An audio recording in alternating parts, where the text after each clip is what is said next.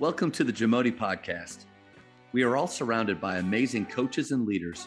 So let's get an inside look at not just what they do, but how they do what they do. After all, becoming the best versions of ourselves is Jamodi, just a matter of doing it. The Jamodi podcast is powered by Sideline Interactive.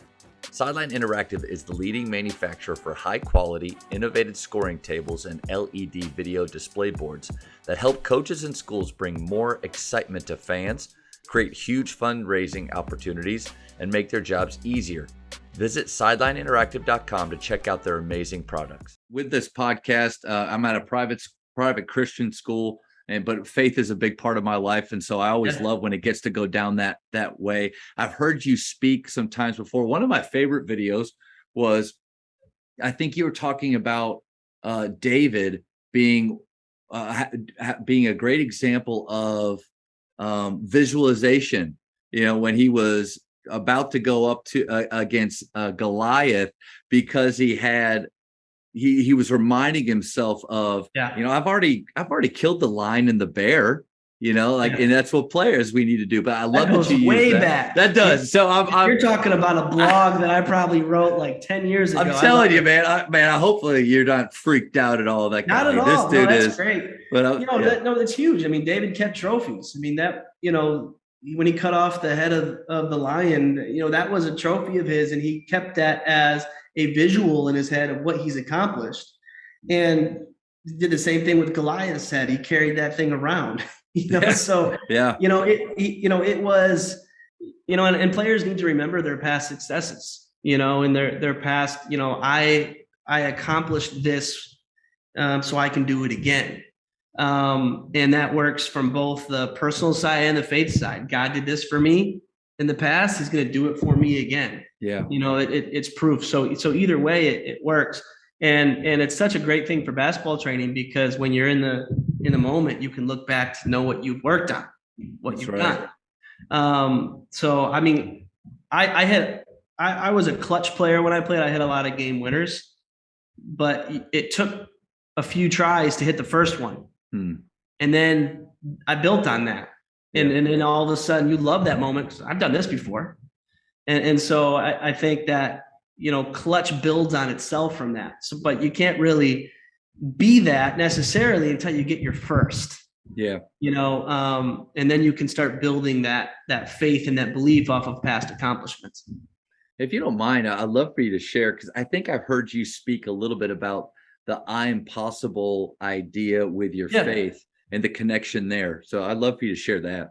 Yeah, absolutely. So, I mean, I'm a believer. I'm a Christian. And so Jesus, to me, he needed to be somehow existing in my company. And so I'm possible was such a great opportunity, because, Jesus becomes the apostrophe that turns the impossible to the I'm possible. So the whole idea that, I can do all things through Christ who strengthens me. I mean, that's the whole essence of I'm possible is it might be impossible, but if I put Jesus in the midst of it, he becomes the apostrophe that literally transforms the impossible to the I'm possible. So, it's not, I've in the past, right when I started it, people, man, that's such a narcissistic, name, it's such a ego, selfish, I, but that's, it's literally a whole Bible-based theme of how do I become I'm possible? How do I get to the point where I believe in myself to this extent? And when you have Jesus, your ego is in that, and you literally can say, wait, I can do all things. I'm not at all nervous about this. So it can, maybe that can look to some people as egotistical or being overconfident, but I'm not confident in myself. No doubt. I'm confident in the Savior. So that's the whole purpose of impossible and I'm possible. And so as we're moving on, we're actually creating a nonprofit that's going to be up soon, the Dream Loudly Foundation. And that's going to be the wing where I can start doing a little bit more of that, of letting people know what the I'm possible meaning is through that nonprofit side. So that's something you'll see out of us in the near future. That's exciting, man. Yeah, I love that. I love the whole, when you explained that, I heard you explain it one other time before, and You're right on the money with that apostrophe, because I mean everything in this life is impossible without Christ. I mean, and this life actually meaning anything Right. is impossible without Right. Him and without the cross.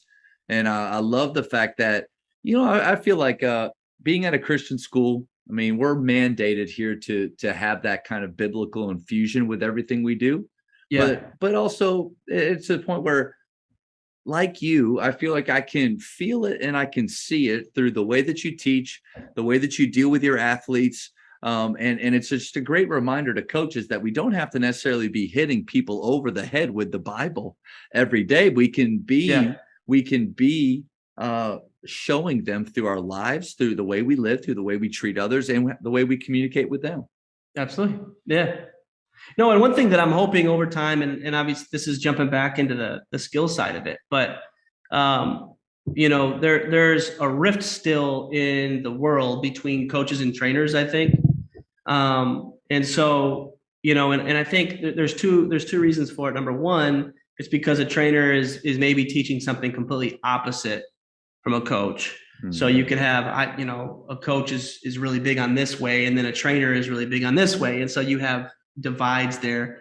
The cool thing about what we do with skill enhancement is it's completely a separate lane. So what I always tell coaches is it's impossible for me to interfere with what you're doing. That's right. So even if you're a jump stop guy, I use this example all the time because a lot of times we have coaches who are like, we're a jump stop team. And we have this coach, we're a 1-2 team. And so they do 1-2 step and jump stops. But if I teach your player every set of footwork possible. So there's, a lot of variations of 1-2s. I could go into all of our terminology. It would take a while. But if I teach them all footwork, you're covered. Whatever you want to then teach them. Because I haven't taught them anything's wrong. I haven't taught them anything's right. I've just taught them all the what's. Yep. So if I can equip them with all the footwork, you can then say, hey, we're a jump stop team, and they know how to do that. But the really cool thing about it is when the moment the game comes and a jump stop wasn't possible, then they're going to be able to alternate into something else and not have that turnover. So you're giving your players options for when they play, because how many times as a coach I've either said it or I hear other coaches say it, like, that's not what we work on. Well, it's because the one thing that we've worked on doesn't work in that situation that they're in, because the game is fluid.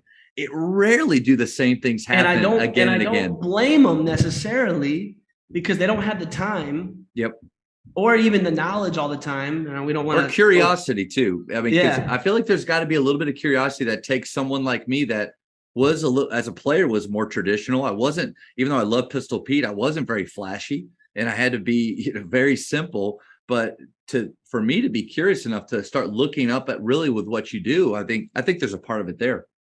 Yeah, and there's so much skill to teach, and so a coach will be like, I don't have time to teach all those different forwards to my team, and they know that the last 4 or 5 players on the bench aren't going to be able to do it very quickly anyway, and so it's easier to come up with, all right, I'm comfortable with a jump stop, everyone's going to do it, and my best 2-3 players, they can do whatever the heck they want anyway, right? That's how most coaches will do it.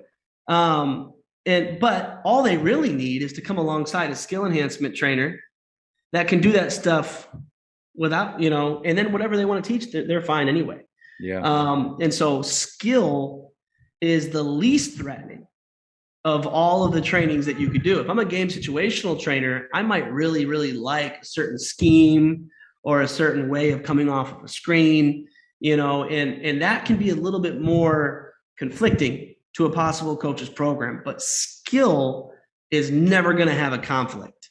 Now there could be some fear if I have a player, do fadeaways that you don't ever want them to do, but that's the coach's job, is to control, to roll up, to give them the what they're supposed to do. And then it's up to the player to be coachable, but I can't ruin them by skills.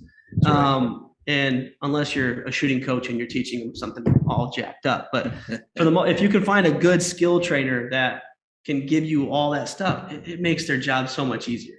And I think, you nailed it, because one of the questions that we were going to get to, you kind of flowed right into, is how can high school coaches develop better relationships with, or trust, work with skilled trainers.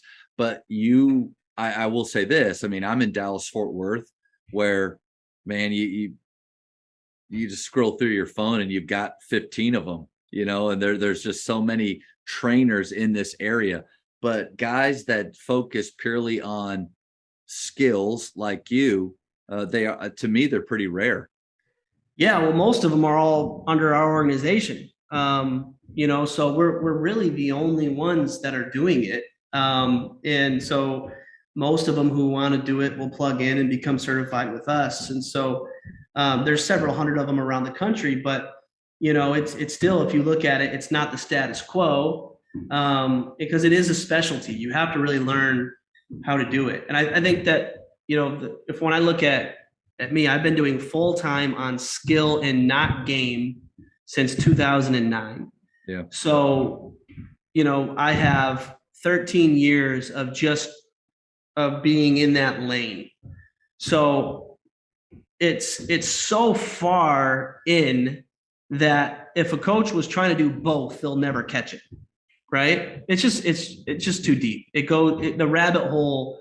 It goes I'm never going to catch a coach, is what you're saying. You won't. And I'm okay with that. And that's just the reality of it. So, the best coach in the world doesn't necessarily know all that much about skill. Yeah. That's okay. Like, you have and on the skill side, I'm not going to catch the coach and all the X's and O's and all the different knowledge and the stuff that goes into coaching. So there are these really two lanes that go really, really far in the opposite direction, but they don't.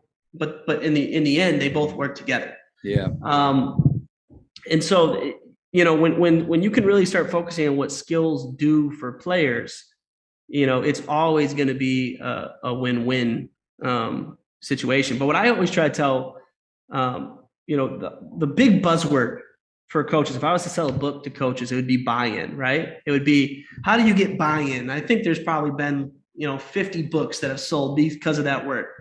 Now I'm the person who's working with players, and I'll be the first to try to tell a coach who thinks they have buy-in, you don't have buy-in. Your players aren't happy. They don't necessarily like you. They don't necessarily like this team.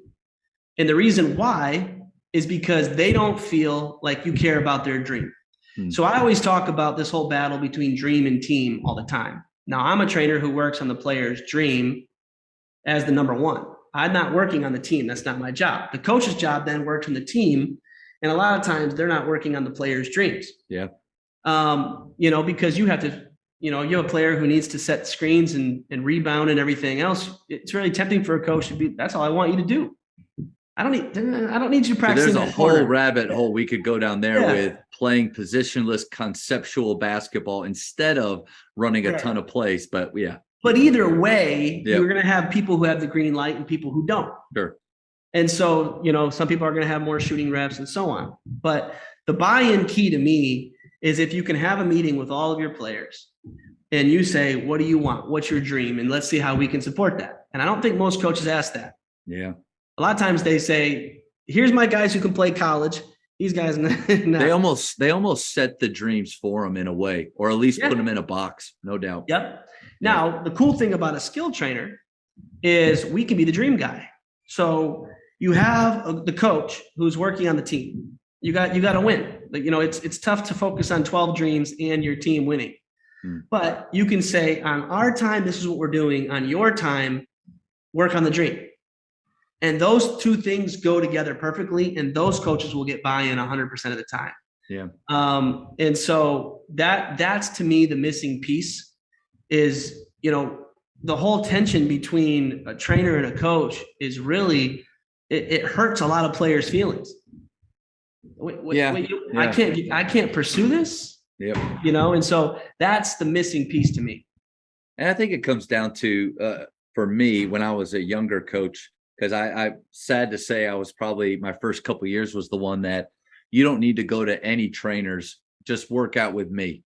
It was a pride thing. And there's always been this weird, even between sports at schools, football players it's territorial.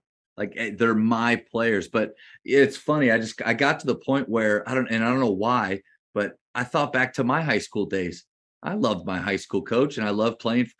My dad and I went all over Dallas Fort Worth looking for new trainers. I try one. If I like them, I go back. If not, we try to find another one. And again, when I say trainers, there wasn't anybody around like you or what you guys are doing. Sure. But yeah, my advice is for coaches, and I'm still working on it, is to let go of our pride, understand that there are other people that can help our players. But like you said, though, we need to do a better job of knowing the dreams of our players and looking for ways to help them reach it. Yeah, even if you don't believe that it can happen. I've had players who and I've learned this over time. I've had players who they started training and be like, "Are you kidding me? Like you don't want to go down this road. You're not even close to being good. Like this isn't." And people did the same thing to me, so I should have known better.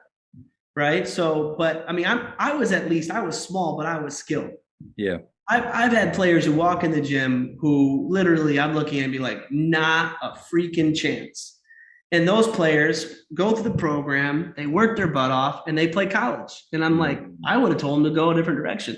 Yeah. So, you never know, even as much as you think you do, what someone's capable of. So if you just give them the best shot and set it up, you can have a player who leaps to the front and you never expected it.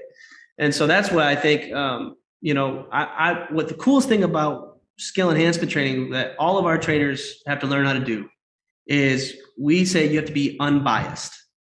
So I'm not training the player, I'm training the skills that are possible for the player. Yeah. And so even when I train NBA guys, I'm completely opposite of most guys because I refuse to watch film once I'm with somebody. Because I don't want any bias. I don't want to know what you're already good at or what you're already bad at. If I've seen you play already, I already have some. So I try to remove all of that. And when I get you in a training environment, it's let's look at this and let's look at this and let's give you this. And that's where we find things that maybe we never would have gone down that road, but we find gold because we're unbiased working on the skills of the game. Thank you for checking out today's episode. Please take a moment to subscribe to this podcast, share it with your fellow coaches, and find us on social media for what's coming up next on the Jamodi podcast. It's just a matter of doing it.